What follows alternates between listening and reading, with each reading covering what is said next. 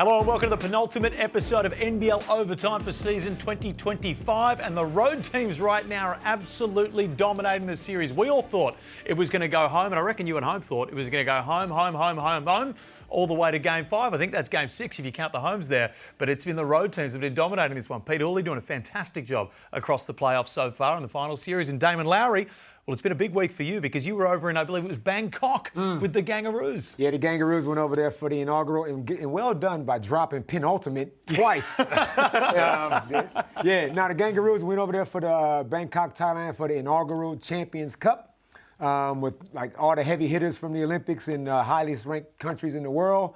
And I took a fairly new team, Hannah Hank, Isabel Bourne, Annalie Maley, and Mila Goodchild, and went over there and came back with the bronze. Fantastic. It's close for playing off for the gold, but it was a great effort. Did you get any time to enjoy Bangkok? I've never been over there, but it seems like a nice 6 a.m. as always. Oh, yeah, I was out there running with the locals. There we go. My usual. But no, we don't get to see too much because we're there to play and don't have a lot of downtime. So when there's some downtime, you got to go run some Is it Ks. true that so when you're coaching this, that you actually can't even speak to the girls when they're playing? Is there a rule that you're not allowed to coach from the sidelines? Yeah, it's more player driven. You can yell out stuff as long as it's not too specific. And if the player actually acknowledges you, if she looks back and goes, "What was that?" you get a warning, and then a tech. So this is a player-driven. What the hell were you doing over there? Yeah, you got to do all morale. you got to do all your coaching beforehand. You got to do your coaching at breakfast. You got to do it at lunch. You got to do it in the elevator, on the bus, walking over to the venue. You got to do all your coaching, and then you got to trust your players, which is what a lot of NBL coaches need to do. Trust their players. Good segue, man. Oh, I'll tell you what, well, speaking of who should be trusted, Melbourne United in the fourth quarters right now need to be trusted because they are dominating the Hawks. Game 3, all theirs. Again, I mentioned it off the top. We thought this one was going to be the home teams dominating, but it is totally flipped the script across the board. Yeah, staggering. I mean, we keep comparing championship series in years gone by, but this one it's lived up to the hype because of what we're seeing. We're seeing teams go on the road, hostile environments, and silence some crowd with some spectacular play. And we were there. The crowd was very, very loud in the first half, as we expected. And then Melbourne United, fourth quarter, they just stuck to their guns. We spoke about the Delhi game, which we'll talk about a little bit further. But the poise they had on the road in the big moments, it stood out, and it's a big reason why they came away with a huge win. You have to know how to win, and Melbourne United, they know how to win. Fourth quarters, anytime it's clutch, the veteran leadership that this team has in Chris Golding, Ian Clark, Matthew Dellavedova. And then their role players, and Jack White is above a role player, but when he's switched on, they just have poise. They don't shoot themselves in the foot, Melbourne United. You don't see them take crazy shots. You don't see them go away from their strengths. This team is so well coached. It's just impressive, and I feel like I underestimated the hurt that they had when they lost the championship series last year. I was all on Illawarra had the hurt they experienced by losing the semifinals to Melbourne. But you can see now that this team, Melbourne United, is playing with a real sense of urgency. It's almost like, though, they had to go through that last year, the learning curve. And we see it a lot, right? Teams that fall short and then they can go on and potentially win the next year of understanding, because it was them who were going on the big runs throughout the course of the series, but Tassie would pip them at the very end. So now they've put a lot of focus on, and again, not so much throughout the whole series because Shea Ili's been there, but without Shea Ili in Game 3, Dean Vickerman hasn't had a decision to make in the fourth quarter with who do I put as my ultimate trust 5? Because at one point he was trying to think, I've got Ian Clark, he's a closer, I've got Delhi, I've got CG, and Shea Ili, 4 guards. I need to pick 3 of them with 2 bigs to close out a game. Now with Shea Ili not there, he's got that 5 where he said, you know what? You guys have won NBA championships, you've won NBL championships, you've been one of the best players we've ever seen in Chris Golding. I'll put you on the floor with 5-6 minutes to go when we need plays, and then I'll just step back. I struggle to believe that Dean Vickerman in the last 3 to 4 minutes has to do a whole lot because those guys are just so experienced. He just puts the full faith in them. On the topic of quarter 4, what we've seen from both teams, there's a lot of ways you can show panic in a basketball game. One of the most visible ones is starting to jack up threes late in the game because you don't trust your sets. You don't really know. The easy way out is a three-point shot for a lot of the time in basketball. We see Darius Days. They have an advantage with Darius Days and his size inside, but instead, so many times late, we see them revert back to loading up from the three-point line. I don't have a problem with shooting wide open threes. That's a tough shot Tyler took, 7:40 to go, but that's a 10-point lead. That could be almost a dagger shot. H.J. Lee shooting a wide open corner 3, I got no problem with it. I don't like where this narrative is going, Felix. You're trying to say that the Hawks shooting too many threes. Oh, yeah. Now, they didn't shoot the ball well. Now, that's a tough shot right there. Obviously, it got blocked. But I'm saying these are normally good shots. That's Darius Days. He's one of the best shooters on the team. Got no problem with it. Now, the problem is when it doesn't work, what's your plan B? Yeah. Now, if you're going to miss so many threes in a row and then you decide to keep doing it, like, what would you rather? Would you rather Tyler Harvey shoot a wide open three or go inside to Sam Frauding? You know, you kind of, they've been playing like this all season. And I 100% agree with that. You do not want to go too far and throw the toys out of the cot Correct. because of the championship series. A lot of teams have lost championships doing that. But right now, as you see here, those numbers, they're meant to be in the green. For United, they're in the green right now. It goes beyond just this championship series. Their fourth quarters, for a long time, since these finals began, have been atrocious. They've lost all 6 in the postseason. 3 against the Phoenix, 3 against and 3 against Melbourne. I understand some of those shots are very good, but it was more when they got up double figures where I understood they were going for a knockout blow, which I don't mind a couple. Like, you need to because the crowd was ready to launch. They were up double figures. If you hit a 3-ball there, I think it's all over. I think you've got that momentum behind. After they missed a couple and what the success they had with Days throwing it inside, going away from that, where I was all sitting there on the sideline being like, come on, man, get it back to what it is. They just kept blazing away. Those compounding errors, obviously in hindsight, we look like geniuses, but also we spoke about it post-game as well. It's a stark contrast where Justin Tatum was looking for the 5 guys who he can have that trust in, where you don't have to keep calling a timeout, say, hey, stop blazing away from 3 here. Let's just get back to what we were doing. Let's take the air out of the ball a bit. Where Melbourne were doing that, he's got so many different pieces. He's trying to find that closing lineup. And it's a hard thing to do. That's why I don't envy coaches, because he's sitting there thinking, Hickey's been outstanding. Days came in, made an impact. Lee's had a pretty good impact off the bench in his minutes. Todd Blanchfield, a bit quiet in the last 2. But he's just trying to find a lineup that works when your superstars aren't firing. It's hard to do on the fly. A high-scoring team led the league in scoring, averaging 100+ points a game. This is how you score points. You don't all of a sudden get conservative. Don't get conservative now.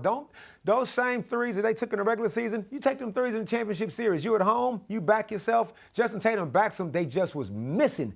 Defensively is an issue. We'll probably can talk about that later, but I'm okay with 80% of those threes. What Lindsay Gaze used to say, the operation was a success, but the patient died. Don't change the operation. Well, maybe do if the patient died. You know, maybe that saying doesn't work in real life. Maybe we'll stick to basketball with that one for any surgeons watching at the moment. But Matthew Dellavedova, now when we came into this series again, the scripts, they've been flipped all around. We said CG's going to dominate Ian Clark. Now these guys have had their games, but the most consistent man across both teams has been Dellavedova. Matthew Dellavedova put on a point guard's clinic. Everybody in there was witness to this. Was just masterful. He didn't do anything wrong. He can score, like he can shoot the 3-ball. You might look at it and think he can't, but guess what? He can. He's heated up in that stadium before. He directs traffic. He plays defense the entire time he's on the floor. He doesn't make mistakes. He don't turn the ball over. The dude is a consummate pro. One of the best point guards in the league, and right now he is having his way. And I don't think Illawarra Hawks has a guy, maybe outside of Dave O'Hickey, that can get up in Delhi's grill and make his life uncomfortable. The heart that he plays with is unmatched, and we saw that, and we were watching him very closely in the back end of the fourth quarter, and he was gassed. He was absolutely gassed, and not once did he look for a sub. I think Dean Vickman gets some strategic timeouts just to try and give him a breather. But all the energy he puts in on the offensive end, trying to put everyone in their right spots, he understands they missed 2 threes. Let's slow it right down. I'm going to get a backdoor lob here for Jack White. I'm going to get to my spots. I have to put my head down if Trey Kell's overplaying me. And then down the other end, he's chasing Trey Kell and Tyler Harvey around. Almost to the point. We saw this. And everyone goes back to when he was guarding Steph Curry in the NBA Finals. But this is what he does. He just locks in and he refuses. And that's why I know you love him, because he refuses to quit. No matter what, it doesn't matter. The score might be done. He finds another gear to go to, and that in a championship series with the game on the line is more important than as much talent you can have, because you just know you've got a dog in front of you that's not going to quit. And I know they like to call them dogs in the sports landscape, but he's the ultimate one of that. And we saw what he did in last season's championship series in Hobart, Game 4, when he had to go down there and come out and get a win. He will just do whatever it takes. His team has complete trust in him. And when you got a guy like that at point, you don't have to worry about the car being driven off the road all crazy. He makes sure everything is set. Like I said, no bad shots are taken by his team. Chris Golding has a license to shoot whatever he wants to shoot, whenever he wants to shoot it. But Delly's got the ball. He might go out, not this one. let me go over here and get this one because I see what's going on. He's out there playing chess right now, and Delhi's just, like I said, having a sensational series. The pointing thing is fascinating, and watch for it in Game 4 because you'll see him bring the ball down, and he's going to point as though there's a down screen for Chris Golding, but then he's passing a lob to the left. Like, he has absolutely everyone. He's a puppet master. He's just playing with everyone out there, and right now he's dominating. Delhi's been fantastic, but the difference maker, the main difference maker, in my opinion, in Game 2 versus Game 3 was Jack White, going from almost a laughable performance, 0 field goals attempted, to being the MVP damn near in Game 3. Yeah, he needed to be better. I mean, we saw some of the clips from Game 2, and it just wasn't going to be enough. So you look at understanding why they lost, and this is not the Jack White that's going to help them win games. And there was all the talk about it. He came out, and again, credit to Jack White because he faced the media. He sat in interviews. He didn't shy away from anything and said, I've got to get out of my own head. I've got to be better. Dean Vickman said, we're going to keep giving him positive affirmation. We're going to keep giving him positive messages. But being a passenger on the court like this on the offensive end, when so much focus is on Clark and Golding, you're essentially going to play 2-on-2. If you've got two guys sitting on those shooters' laps and you're not being aggressive, and then from here, well, this is a different Jack White, and this is the difference for them in the series. I said it at the X Factor at the start, if he plays aggressive to what he's capable of, they're going to win this series.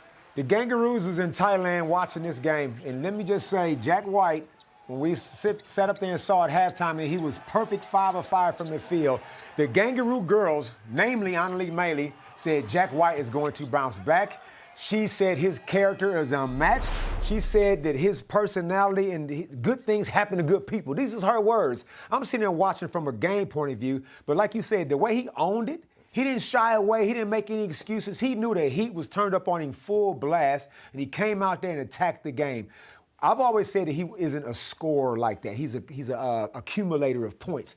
That game right there, he took it upon himself, and the one move he made that made me go, okay, now that guy right there, when he went between his legs, stepped back, 3-ball, and ran down court with a little bit of swag, I said, okay, Jack, now you balling. Well, you mentioned character there, and I know that myself, Pete and Leonard sit courtside and we can see everything that's going on, and we watch our studios right near the United bench, or our little area. Jack White, even when he's come off after missing 2 free throws, having some real tough times out on court, which anyone would be in their right mind to come over and kick a chair, do something, hang your head, he comes off, he high-fives every coach, every player. He goes down, he sits there, and he keeps cheering for his team. So if he doesn't act like that, there's no way that he comes out with this Game 3 performance. No, it's special, to be honest. And again, I go back to the game in Perth where Melbourne United let that one slip big time. And he had a real struggle, and you could see it was starting to get really heavy between the ears. He came back to Game 3, and all the talk, we have to talk about it because it's a massive moment, the free throw struggles, the air balls. How many times will we see a player refuse an interview, say, I'm just focusing on myself? Look, he came out, he did a pre-game interview, he was happily talking in the lead up to it to journalists, and same with this, he said, look, I've got to get out of my own head. It's so easy to shy away in those moments when you're between the ears. It takes a lot of character to, one, as you said, man up and own it, but 2, to bounce back the way he did, and I think he's set for a massive Game 4. If he's got that monkey off his back already, we know what he's capable of. Look out. Well, for Melbourne United, it's set, forget, and continue to do what you're doing. For Illawarra, they're the ones that need to either make the changes or continue to do what they did during the regular season. Now, are they going to be doing it without Trey Kell is the question right now. We have a look at the injury that he sustained during Game 3. Now, it looked a little bit innocuous. In the moment, he was helped up and limped off the court, Pete, but we're not sure. We've gotten the update that he's potentially going to be a game-time decision. This is certainly one to watch. Well, it is. I mean, he's their all-NBL first-teamer and just goes down there, loses his feet, and, yeah, again, you see him limping off. All the Hawks fans are really holding their breath. Can they win the game without him? For sure. I think they've got the depth to be able to cover for him, but we've also seen their success in the postseason. A lot of that is influenced by what Trey Kell can do. At his very best, he's more than capable of taking over a game. We saw it in Game 2 down in Melbourne, where he just took the game by control, really poised, got to his spots, rose up, and in Game 3, wasn't quite as effective, and they lost. Are you injured or are you hurt? Are you injured? What's the injury? Well, they said the report was that the scans confirmed a impact injury. And what is that? He smacked his knee on the ground. What is that? It could be bone bruising. It could be a whole range of things. I want to know what it is. Well, we don't have the MRIs. You got to play. If it ain't broken, if it ain't torn, like Brad Rosen said on NBL Now, if you can walk We don't want to hear shite. It's game 4. You going home. You got the ball. Yeah. It's simple as that. I don't care how many cameras follow you to the tunnel, how many players got to walk side by side. You've got to man up and find something, whatever it is.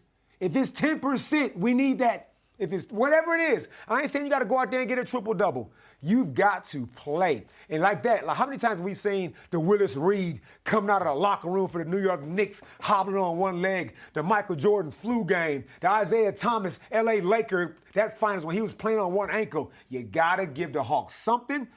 You say, can they win without Trey? I say yes, but the odds are very low.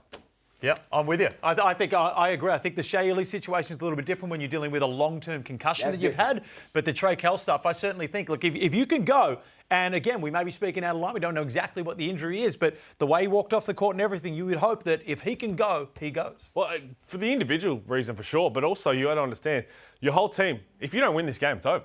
Everything, and again, what the Hawks I have admired them for this season is they've said it's championship or nothing. We think we're the best team. We've been the best team all season, and we want to win a championship. If we don't do that, what have we really accomplished? I know they've had the turnaround from last year, but to be able to show up and fight through everything, you know how much that would inspire all the teammates as well? You've just got to get out there and for 40 minutes or 2 hours, that's all that matters. Whatever you have to do to get through that game, because it's all on the line on Wednesday night. Justin Tatum's had some real interesting moments in press conferences this year, and he had another one post-game in Game 3. We the only person that cares. So, yeah, I mean, we wanted to make sure he was okay off the court. I mean, I don't think it was impact. He slipped, similar like what Delhi did, where they stopped the whole game and almost had a holiday to make sure he was okay. But unfortunately, when Trey Kells and somebody on my team get hurt, you know, we can't look out after them or we can't make sure they're off the court. But at the end of the day, that's just a difference of respect, I guess, you know, between Melbourne and the Hawks. So the NBL did a good job of, you know, making sure they put the right people on there to take care of who they need to take care of. It's blatantly obvious. You know, everything gets stopped for one player and one team. You know, guys shoot free throws while somebody's limping off, and my ETs are trying to make sure they're okay, so nobody stops it. So, I mean, at the end of the day, we got to find a way through. I am going to give Justin Tatum the benefit of the doubt that this is merely gamesmanship, because he knows the rules. The Illawarra Hawks know the rules. Trey Kell was behind the play. It had no impact on the play. Delhi, that situation he was talking about, was right in the middle of play. The refs got that correct. Also making a comment insinuating that the NBL is potentially putting teams on, refs on, that they think is going to win the game. The levels of which you are insinuating there are well beyond the game of basketball and that game itself. And you know what? They came into this series, everybody loved them. The underdog story. You can't be acting like this. You cannot be acting like this in the post-game press conference. Justin Tatum is too good of a coach, too good of a man to be doing this during the final series. What you got to do in that? You walk in there and say, you know what? We've been belted in every fourth quarter for the last 6 games. You can't blame that all on the refs. And I just thought that was poor from start to finish, that press conference. 100%. Yep. I love Justin Tatum, but I hate everything about press conference Justin Tatum. Yeah. Press conference lost Justin Tatum. Not a fan. Now, the play, Trey Kell slips. He goes down. His sweat makes Delhi slip. It is dangerous to play on. Stop. Everybody stop. Reset. That's why that stopped. Other end, like you said, that had nothing to do with the play.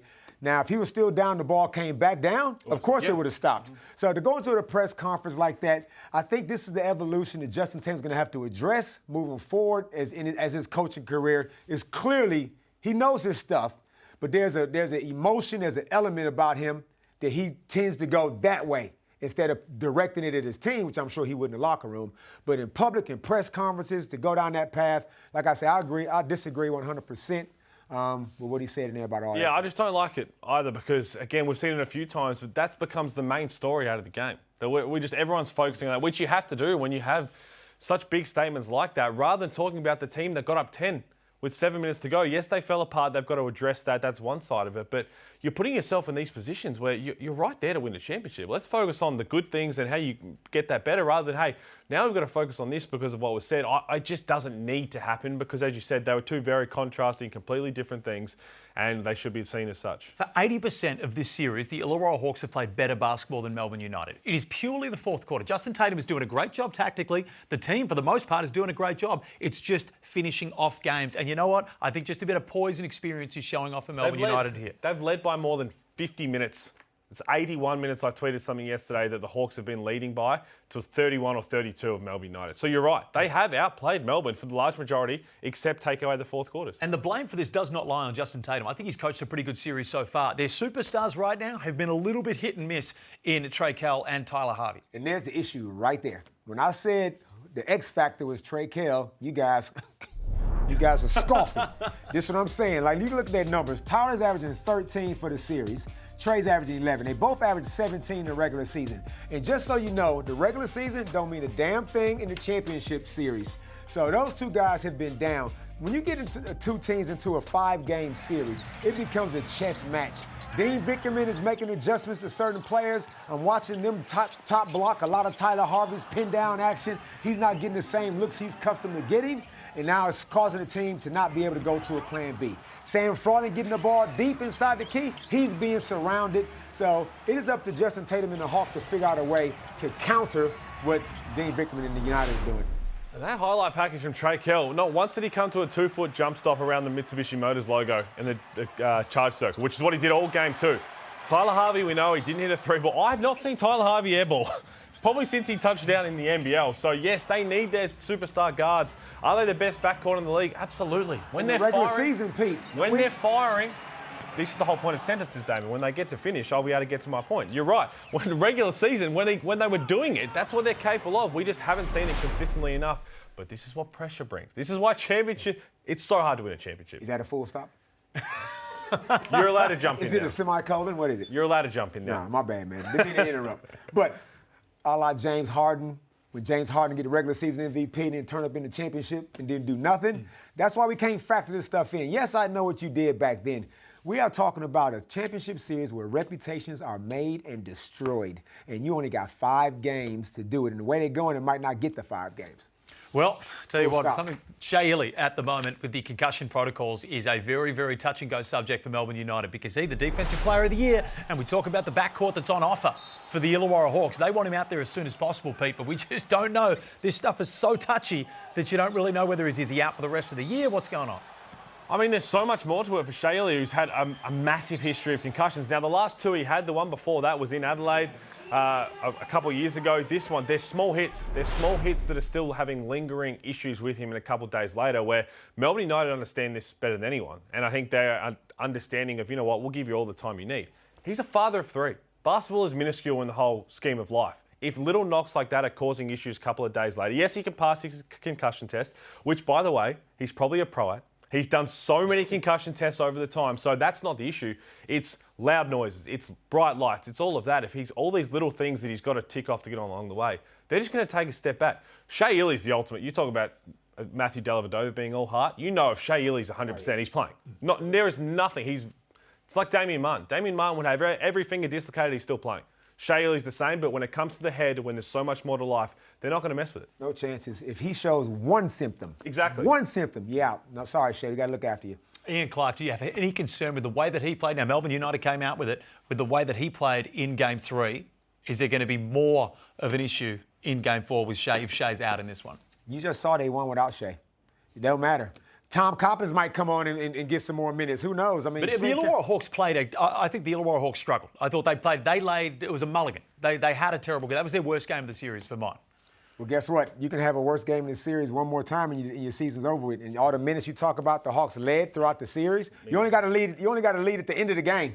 All that don't matter. Shea will obviously help, but like you said, now that Jack White is playing like that, now you don't need that 4-guard lineup, exactly. which we all did. It helps the decision-making process for sure. Pete, if you let me does. finish my sentence there. I wanted to get one back. That's probably the most intense first segment that we've had in overtime history there. So let's just lighten a little bit up with It Ain't No Cupcake League.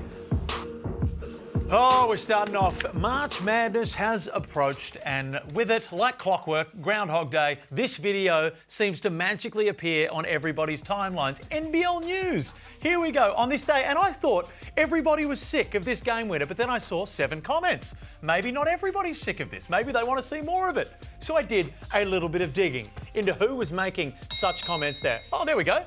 There's 2 comments from Pete. Oh, there's another 3rd one from Pete. And bang, 4. 4 out of 7, make that 5 out of 7 comments came from none other than the man involved in the video in Pete.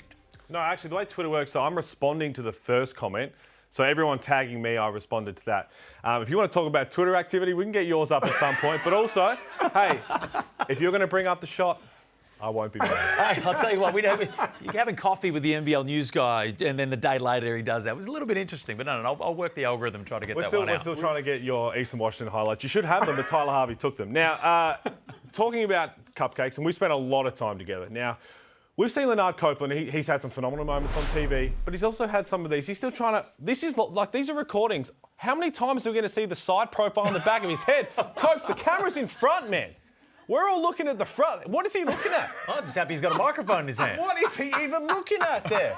Coach, we're at the front. You and I are locked in. He spends more time just looking around. And again, John Cain Arena, everyone's gone. We record this at like midnight by the time everybody's gone. So I'm like, Copes, come on, man. You're a very good-looking man. We need to see that face. And I don't know why you're laughing, because we talk about NBL now and seeing your face, and you've had an absolute mare. Have you seen this? Where's the big fella on the thumbnail? He's a key part of this game. They crop me out. And he's just not on any of them. And you know what the worst part is? I bring a whole lot of energy when I'm tired. At the end of the game, I'm sitting out there, the drinks are still getting warm in the car, and I get treated with this absolute disdain from whatever graphics operator is working back there. God. Oh, man, this is good stuff. Thank you, Dan. Yeah. We can throw to the break if yours is No, we're good. Now, obviously, Dyson Daniels is is he an icon already for Australian basketball? So. He's up and coming, as we know. Now, obviously, with all the footage and stuff that's going around with him, we got to make sure we get this man every bit of respect he deserves, Peter Hooley. Dyson Daniels had 3 steaks in the first 3 minutes of the game. No, he didn't. Maybe Zion Williamson did, but not Dyson. Tell you what, if you weren't too busy tweeting about your own highlights, you probably have a time to edit that one, eh? Well, firstly, at least I have highlights. Secondly, got me all the autocorrect, and I quickly had to I deleted it quickly. That's very quick. Who found that? Oh, that was quick, because you can edit it now. But anyway, I'm going to fight Pete in the ad break. We're going to be back very fast. Oh, you got another one, Damon. Listen here, man. All this cupcake stuff is great and good fun and everything. We got to get serious. Illawarra Hawks, what the hell is going on, man? Do you know the burden that the 2001 team has been carrying for 24 years? The first couple years was cool. Our backs are aching. I'm getting weekly deep tissue Thai massages, not the ones in Thailand neither. I'm getting the good ones, the proper ones. You guys are letting us down, man. 2 home losses in a row? Fix it. Get this right. Do we need to do that one over? No, this is live, man. It was just, hold on, this is meant to be a cupcake segment, and you've just destroyed your former team. Anyway, break while we work out what just happened.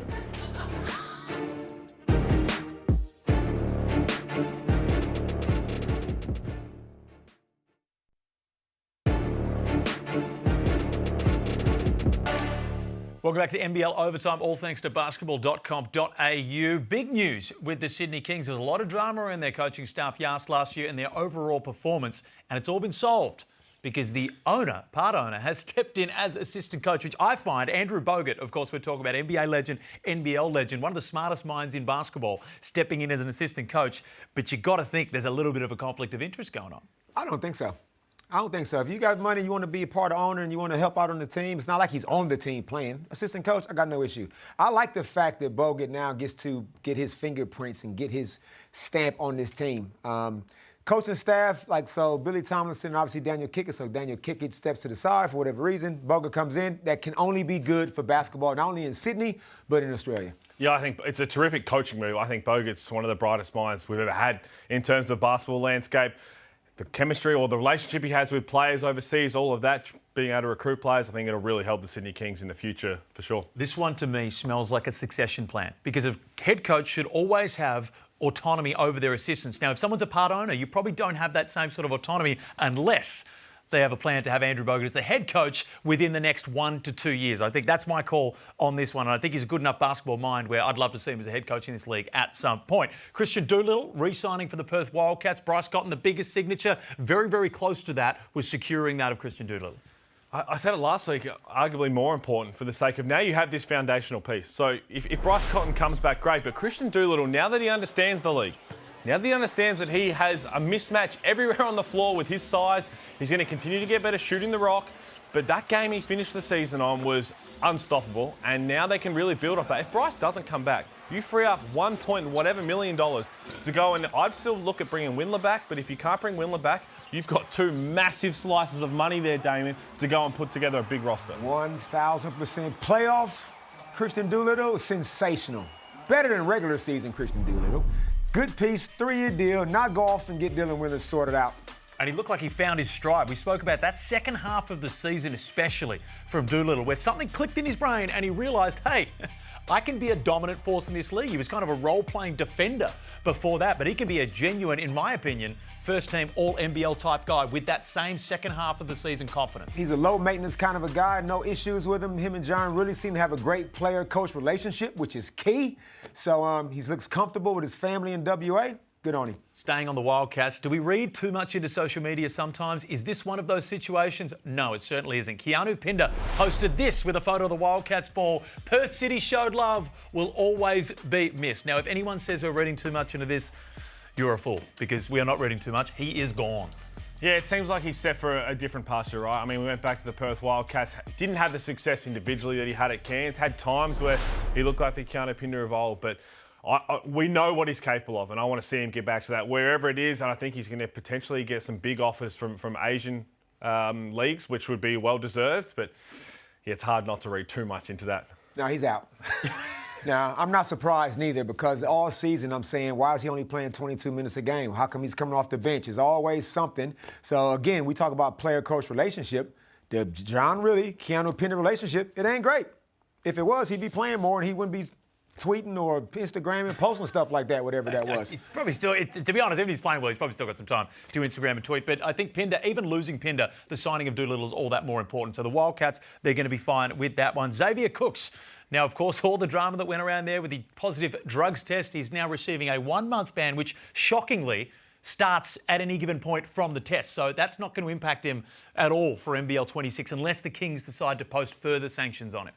Yeah, it'll be interesting to see. I wouldn't be surprised if the Kings did, obviously, with everything that it came up and blew up in mainstream media as it did, but recreational, not performance enhancing. So the bottom line when it comes to all of this stuff is we want to see our best players on the floor. And again, when you do cross the lines and to do things you're not allowed to do, you got to face the consequences in that. But the sooner that's all behind for the league's point of view, for our best players, but also individually for Xavier Cooks to move past this, learn from it, and come back. And he's one of the best players in the league, man. You don't want to have people thinking about that. They want to know what you can do and see you on the floor night in and night out. Known him his entire life. Friends with the family. We're not the moral police here. He did what he did. He copped his whack. Serve your time. Let's move on. Certainly, I hope he's out there playing round one as well. The Boomers finally found their man, and it's Adam Capehorn, who maybe some of the not totally educated basketball fans out there, or casual fans, may not even know who Adam Capehorn is. Dean Vickerman's going to be the assistant, but Pete, what do you think of this one? There were some big names in the mix. There was, and again, they had to get through the whole process, the selection panel that was announced to hire the coaching.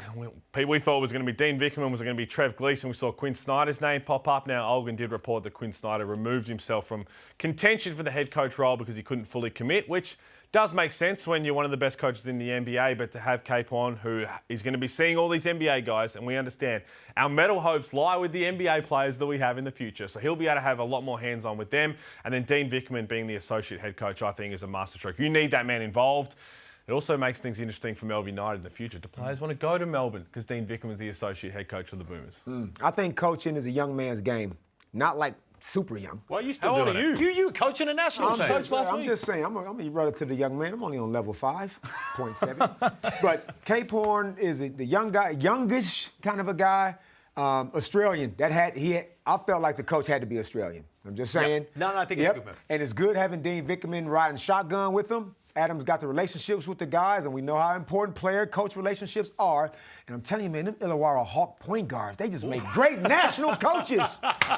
I'll tell you what I reckon of the whole thing. If they win a medal in LA, it's a fantastic signing, and it was right all along. If they don't win a medal, terrible. What on earth would they think? And that's how we're going to go free agency after the break.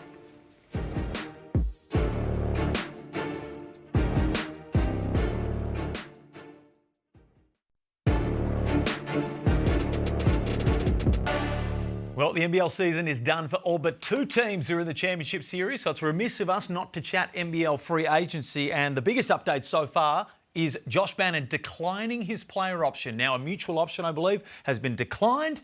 And now he's not going to be with the Brisbane Bullets. Where is he going to be heading? As we head into free agency, Pete, tell us exactly how this works. Well, this will be it right here, where clubs have to, you can sign players from Friday to April the 4th. It's always 2 weeks after the season ends, which is hard when you don't know when it's going to go game 5 and all of that. So player options, club options, mutual options, they have to be discussed beforehand. And you're right, we talk about Josh Bannon, so he declined his player option to the Brisbane Bullets. I don't think any of us can be really surprised about it.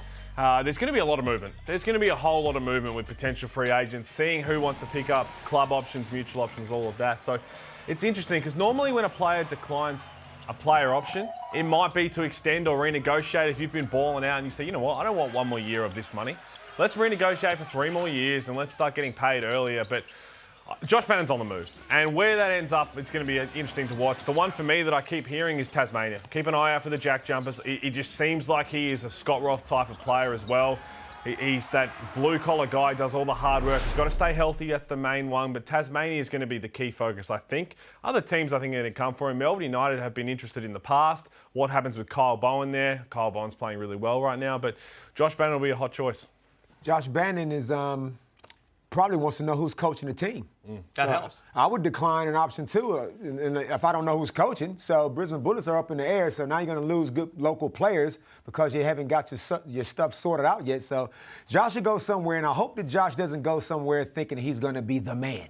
He needs to be an important piece. He can start. He can come off the bench. As long as he's getting 20-plus minutes a game, he'll give you some productivity. The coach signing is a fascinating one because they did say they wanted, and we all said it's got to happen quick, right? Free agency starts very soon. And if you're talking to players now, it's hard to entice players when you don't know who the head coach is. Now, I haven't heard any more about Chase Buford's name. We thought that was the leading candidate. That seemed to have gone a little quiet. But this is the time now where a lot of people are talking, agents are talking, where all of that is happening behind the scenes. If you don't know who's coaching, you don't want to end up in a position. Mitch McCarron's done it 2 contracts in a row, 2 big contracts where you sign with a coach before you start your first year, that coach is either sacked or leaves. It's hard to play like that. This is what makes the Schuler sacking so interesting to me, because I was hoping they would come out very, very shortly ago and announce that they had a coach. But again, it gets into this real muddy water where players are going to be signing with no clue who that head coach is going to be. But let's jump into hypothetical territory, because right now, Damon, as I look down my rundown, you're sending players to the moon. We asked for 2, and you said here's 4 that can get on their bike. We'll start it off with the first one, who I think is going to be a massive signature for someone, Isaac Humphries. Yeah, I think Isaac Humphries needs to get out of Adelaide. There's not enough churches there to help that man overcome his issues with that team. The coach, obviously, it didn't work out well for him. I think he doesn't suit some of the personnel they have there. Isaac needs to go somewhere where he's truly valued, not just by the coach, but by the point guard. So Isaac will give you everything he's got as long as he feels valued. And I don't feel he felt valued in Adelaide. Well, we will reiterate that these are hypotheticals because he's still a contracted player at the Adelaide 36ers. He signed a multi-year deal as a marquee player. And they say contracts aren't worth the paper they're written on. We remember Nathan Sobey last season. That was the big move, someone who got out of their contract to go elsewhere. So even though guys are contracted, don't let that shy you away from them. Well, no, I completely agree. Does he need a change of scenery? Yes. I think he's shown that he can be one of the most dominant big men in the league, and he needs to go to a place where... We're trying to think about this team now. It was Trez, it was Kendrick Davis, so he wasn't a top 2 option. Can he have success being a top 2 option? Absolutely. He's been unstoppable at times, and we'll see what happens. If Kendrick and Montrez don't come back, well, that changes everything. If you're going to build around a team that you put a lot of emphasis on what he can do, then maybe he stays. Sam Wardenberg. Injury-interrupted season, but certainly showed enough that I think at some point during his career, a team is going to pay him a whole lot of money. Yep. Who's coaching Cairns next season? Hey. Nobody knows. So Sam Wardenberg, a la Josh Bannon, I'm out of here. You guys don't know what you're doing yet. And I feel like he should go back home anyway to New Zealand. I just feel like him and Sam Meninga, as well as whatever other pieces they can put together, they got a locked-in, stable coach in Petri Kapanen. I feel like he can unleash Sam Wardenberg a little bit more. He doesn't need to do all the heavy lifting, but I think he'd be a key piece of that 4th spot. The last thing I heard a couple of weeks ago that it looked like he was going to potentially run it back for a year with Cairns, but if that was to eventuate, I don't mind that change of scenery from you. I would also like again, for those who have been around and understand what New Zealand Breakers managed to achieve for so long, when they have that local cohort, I'd like to see a lot of the Kiwis filter back there and they can really get behind their club again. Potentially my biggest watch and my biggest hope in this off-season is that New Zealand just loads up with local talent. They pack the stands and they turn that back into what it was, because we love Pettery. Pettery's the guy. Fill that guy with local talent and we'll be good. The hardest thing on that is the talent that we all want to see back, the Yanni Wetzels, Finn Delaney, Sam Wardenberg. They're all in the same position. You've only got, there's only so much you can do, have 5 on the floor. I don't care, man. You load those guys up like rugby players. All the same height, same size. Get them all out there. Call them the All Blacks. I don't care at this point. Just get some locals on that team. Keanu Pinder as well. He posted on Instagram that he is all but gone. Where do you see him heading? Keanu Pinder, now once Brisbane sorts out their coaching caper, Keanu should go to Brisbane Bullets. He's a player, he needs a coach that can actually value him. He had Adam Ford, loved it, but he went to Perth to kind of go back home as well as get the bag. And now he realized, you know what, money ain't everything. I need to be happy where I'm playing. I feel like he can go to Brisbane and start all over again, provided that, like I said, they get a proper coach, any coach. Well, we know what Tyra Harrison's done at Brisbane as well, so that would make it interesting for Keanu Pinder. But again, I wouldn't mind seeing him in a bit of a power forward spot, more so than being a centre. He can match up with the athleticism-wise. We've seen him have struggles at times with bigs who like to really get down low and back. He's an unbelievable athlete. But, yeah, I'm fascinated to see what happens with KP. God damn, Damon, you got another one, man. You sent a Flynn Cameron packing as well? Welcome to the Damon Laurie Free Agency Show, the hypothetical show in my own mind. Flynn Cameron, as we know, is in his 4-guard rotation in Melbourne United, and there's a 5th guard coming next season. His name is Dash Daniels. Flynn will not get the opportunities I think he deserves. So it's time to go. So, Flynn, go back home, man. And Flynn go Cameron, back to New Zealand Breakers. Now you can start him at the point. Now, if PJC doesn't come back, there's your starting point guard right there. Flynn Cameron, that's the thing. A lot of people out there may not know just how good Flynn Cameron is. He's got the pedigree.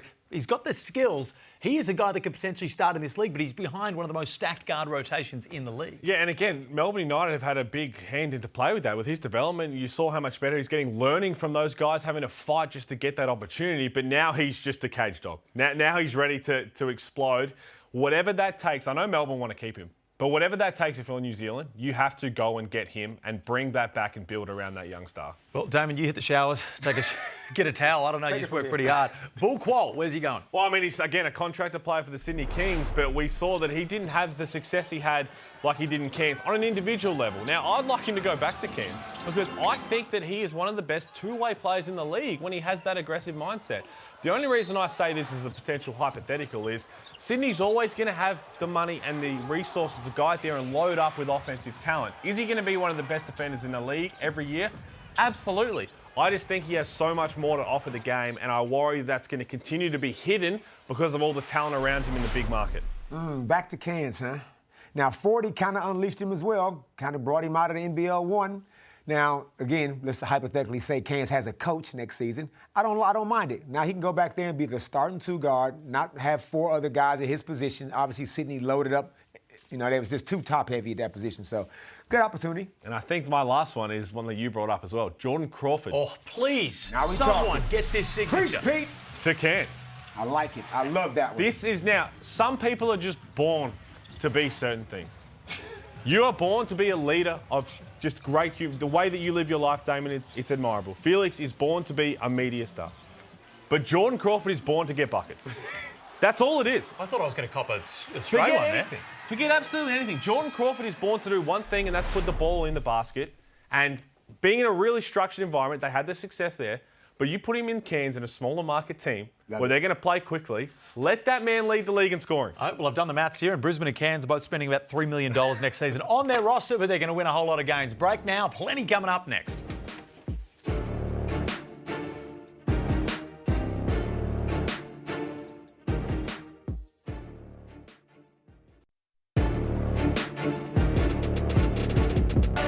Welcome back to a championship edition of NBL Overtime. Head on over to basketball.com.au if you want all the news across Aussie hoops, the NBL, everything.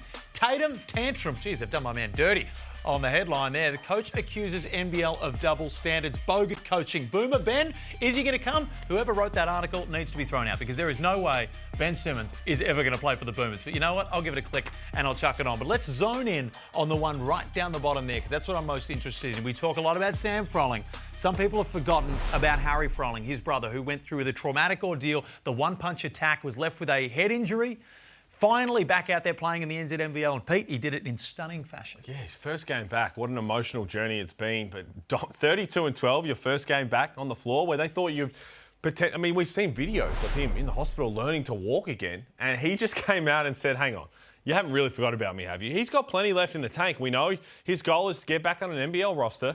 But this is just a small check mark on that list on the journey back. And I love seeing it. It's hard actually not to get emotional to see it because we spoke to Sam down in Illawarra. He was loving it pre-game because it happened a couple hours before their game. And you can't not love the Frolings. The NZNBL as well, for those who don't follow, the off-season basketball, it is a good league. There is NBL guys who are playing heavy minutes that do not put up those type of numbers. Yeah, now, Sam, congratulations, Sam. That's a phenomenal comeback by you. It's a great basketball story, but personally, it makes you just realize how quickly the game can be taken away from you. Yeah. And to get a second chance, a lot of people don't get a second chance. Harry's got one, so it's awesome, and he's going to play himself into some shape. He's got talent. We've seen him when Brian Gorton was coaching him. Can knock the three ball down, big body, obviously, so just got to get his legs under him, but great story. Shout out to Chris Anstey and Sam McKinnon as well, who are in the ownership group for the Taranaki Airs. They get some good Aussie talent out there, and they're doing a fantastic job with that in the NZNBL. But it's time for The Trend Is Your Friend, and there is absolutely no prizes for guessing based on what we've spoken about so far when this trend is heading. Because let's have a look at the fourth quarters across this championship series. And if you're an Illawarra Hawks fan, tune out now. Because Game 1, Game 2, Game 3, Melbourne United have been dominant. And it extends even further past here. As we mentioned before, even in the semi-final series, it was still getting dominated in the fourth quarter. It has been a trend for the last 6 games for the Illawarra Hawks that they have not been able to muster anything in this last quarter. What are they doing that's the issue? Well, Justin Tatum's trying to find the lineup that works. He's just trying to figure it out. He's trying to figure out the lineup that he can do to understand what close, where Dean Vickham has just got the 5 he's rolling with. So that's the side of it that it makes it hard from a coaching perspective, but it's poise, man. You're not born with poise. Like, you can't teach poise. Oh, we don't know that You yet. just kind of get it through understanding big moments and being there, done that, and a lot of it comes with age too, where, I mean, Delhi's the master of poise. How many times can I say poise? Don't say it again. You made your point. I'm putting it down on leadership, on-court leadership. Do they have that? Sam Froling and Tyler Harvey are the captains, but are you the leaders? Trey Kell is the point guard, head of the snake, but are you the leader? The leader says what needs to be said and does what needs to be done. It is as simple as that. I'm not seeing great leadership in the fourth quarter. I don't know where the ball is going. I don't care who Justin Tatum puts on the floor. Whoever's on the floor, I'm blaming leadership. Well, as a leader of this segment, I'm going to say that my bet suggestion for this one is the fourth quarter handicap. I think there's a really, really generous line on offer for this, and history says, or the trend for this segment says, that they're going to be able to follow that one through. Plenty more coming up right after the break.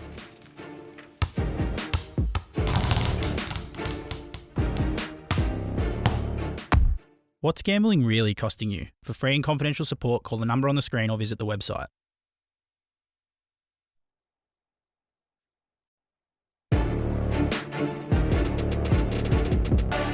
Welcome back to NBL Overtime. Not far away from Game 4, potentially a championship-deciding game for Melbourne United. We are on air. Myself, Leonard Copeland and Peter Hooley from 7 p.m. and, of course, the main game taking place from 7:30 p.m. The adjustments for this one, most would say they're mostly with the Illawarra Hawks. Damon, do you agree? I do agree.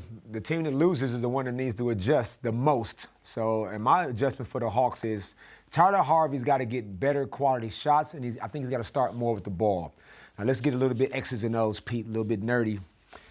When Tyler's playing off the ball and Trey's got the ball, Tyler's reduced to being a spot-up shooter, waiting for Trey's decision. He's coming off the floppy action, those curls, where they're not letting him do it. They're top blocking that, so he's not getting that look. So I want to put the ball in Tyler's hands more, let him initiate the offense, get some high ball screens so he can make some plays. That's still going to be a quick shot. I think they need some secondary third side action as well to try and break down the defense. The problem is, what we've seen from Melbourne United with their backcourt defenders is they're not going to beat themselves.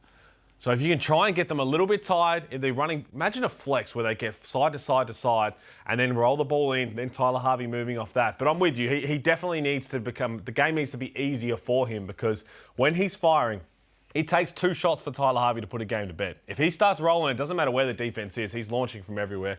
They need to do a better job of making it easier for him. Does Melbourne United just need to roll the ball out and replicate what they've been doing? Because they have been beaten. Outside of the fourth quarters, Illawarra's been playing some very good basketball. Are they out of the woods completely? I went back and watched the whole game of Game 3, and to be honest, in the first half, Melbourne weren't that poor. You look at how many missed shots and missed layups they had. Rob Lowe missed a couple. Marcus Lee missed his first shots of the series. Ian Clark was just continuing to put heat on the rim. He was coming up short. So I think they've got the blueprint. And again, if it ain't broke, don't fix it. Continue to work on that. Yeah, let's not get too cute. They led at half. I watched the game again as well. They were up 41-40 at the half. They're doing all the right things. This is all about up here now, Melbourne United. We don't need to reinvent the wheel. We need to just make a commitment that it ends. Pete, with a full stop, give us in writing your Game 4 adjustments. I mean, it's all about having pride one-on-one, staying in front of your man. And Justin Tatum's spoken about it in the press conference, but the amount of times Delhi's just putting his head down, he's not even making moves. He's just trying to big dog everybody, get to his spot. Ian Clark's just turning the corner. Yes, they're doing a great job on Golding, who, by the way, hasn't gone off yet. We haven't seen the Chris Golding game, so watch out for that. It could be coming. But just have pride one-on-one. You've got to keep your man in front of you, whoever it is. Do not let them keep turning the corner. Well, go ahead, Dan. Sorry, Felix. They're not a individual defensive team, the Hawks. They more of a system kind of defensive team. Outside of Wani Swakala-Bullock, who can be always there, he's not playing enough minutes to really affect somebody like Delhi, because he's going to be guarding Chris. I'm going to say I'm picking up Davo early, getting Davo in early, and I'm picking up Matthew Dellavedova, 94 feet. I'm going to try to out-Delhi. Make him work his butt off, see if I can get him more gas earlier. Love it. Don't mind that one at all. Let's jump right now into Under Pressure. Who? Heading into Game 4. Now, of course, you're probably looking at the Illawarra Hawks, and maybe they'll come up on the list. And there is a bit of a trend as we go through this one. We'll start off. The team that lost it last year, Melbourne United, at number 5, certainly under pressure. You cannot lose 2 in a row. You can't lose 2 in a row. 2 championship series on your home floor. And then you mentioned if you do drop this game, you think Illawarra is going to lose 3 home games in the series? They got to win. 12 months ago. If it all comes down to this, Melbourne United have their chance. You're right. If they lose this, it'd be staggering. They will be sweating if they lose this game. So I think it's do or die for them. Justin Tatum, and I'm going to say mostly for post-game. If the Hawks lose, I don't want to see any excuses in the post-game press conference. If they lose, you're not allowed in the post-game press conference. Don't trust you. I like it. Oh, there we go. I don't mind that. The Illawarra Hawks in at number 3 for their fourth quarters. We've spoken about it multiple times in this program, but it is the biggest thing in this game. As they go into the fourth, losing their last 6, they cannot let it happen the 7th time. It's hard because you're right. They have to focus on it, but they've got to also focus on the first 3 because it might not matter. If they don't show up for the first 3, who cares about the fourth? Trey Kell, you've been talking about him. If he can move, if he can walk, he has to be out there in this game. If you can draw breath, I need something. It's a little different. We might be talking a bit extreme. Just remember, we are not medical professionals on this show. Tyler Harvey, finally, that buzzer beater that he had will be lost in history if he does not bring his A game in this game. He's too important to their success. Their offense ticks over when he's making big plays. Now's the time. Love it. Game 4, not far away. Potentially a Melbourne United championship. We'll see how we go. Damon Lowry, you jumped into this program late. This is going to be your last show for the year. Thank you very much, brother. You've done a fantastic job all year. In with your articles on the NBL and Pete, you're killing it as well. All thanks to Men's Club. We will see you, win, lose or draw, next week.